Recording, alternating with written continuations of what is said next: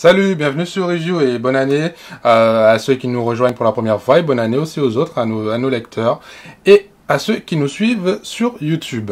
Donc aujourd'hui j'ai entre les mains un produit qui change un petit peu de ce qu'on a l'habitude de voir sur le site, le Gigabyte Skyvision WS100. Donc qu'est-ce que c'est? Tout simplement un système de transmission sans fil pour la vidéo et l'audio qui passe donc par de l'HDMI. Donc ça se présente comment? On va voir ça tout de suite en ouvrant la boîte. Hop. Voilà. Alors je ne suis pas le premier à l'ouvrir, donc forcément l'emballage n'a pas toute sa fraîcheur. Donc voilà, on arrive ici avec ceci. Donc voilà, une sorte de grosse clé USB. De l'autre côté, on a un boîtier. Et si on continue à regarder dans la boîte, hop, voilà, ça, on s'en fout. Oui, bon, j'ai rien cassé, c'est le principal. Et voilà, donc, un cordon HDMI, un câble USB, une alimentation, un CD sur lequel vous retrouverez juste un manuel d'utilisation, puisque le WS100 n'a besoin d'aucun driver, c'est totalement plug and play. Et un petit manuel là. Donc tout ça, hop, hop, et hop, on n'en a pas besoin. Voilà. Et donc maintenant, on va vous présenter un petit peu tout ça. Donc ici, on a le boîtier qui ira se connecter sur le téléviseur, sur l'écran.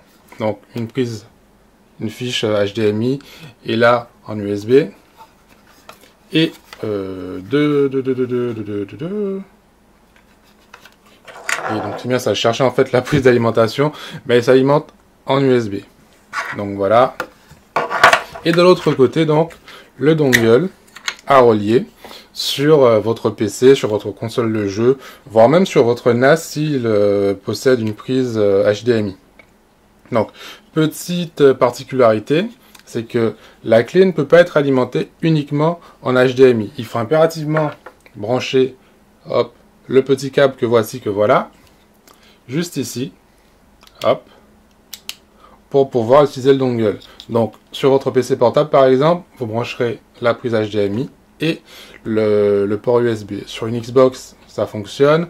Ça fonctionne sur tous les appareils qui ont à la fois une prise HDMI et une prise USB. Donc, c'est totalement plug and play. On branche le tout et ça fonctionne. On va vérifier tout ça tout de suite.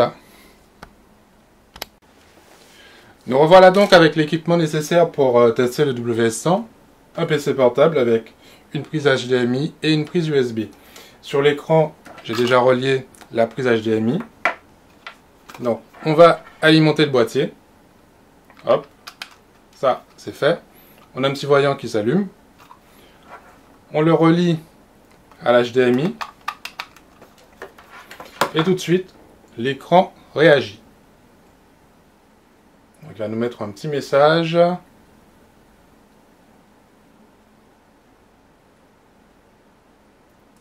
Que voici, que voilà. Donc là maintenant l'écran attend sa source. On rappelle que le boîtier communique avec cette petite clé HDMI. On l'ouvre. On branche son alimentation USB. Hop. On va commencer par brancher l'alimentation sur le PC. Ça c'est fait. Puis on branche l'HDMI. Et en principe,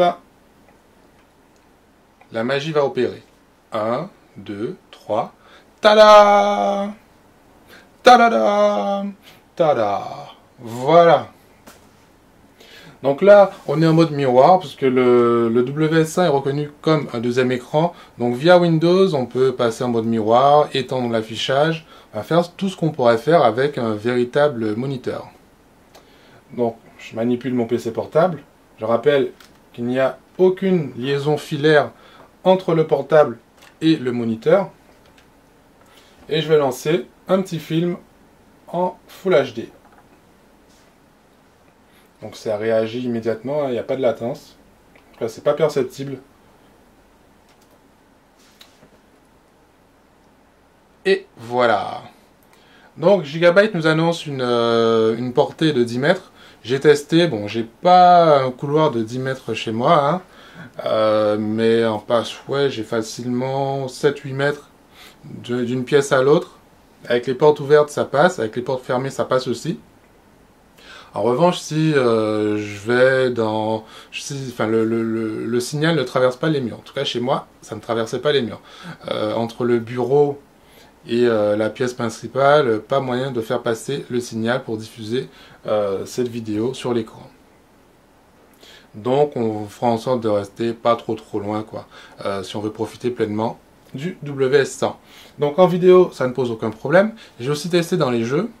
Les petits jeux en ligne, si vous êtes comme mon développeur et que vous jouez à Virtua Regatta, pas de problème. Si vous jouez à des jeux type Angry Bird, pas de problème non plus. J'ai un peu testé rapidement la bêta de Crysis 3, ça allait.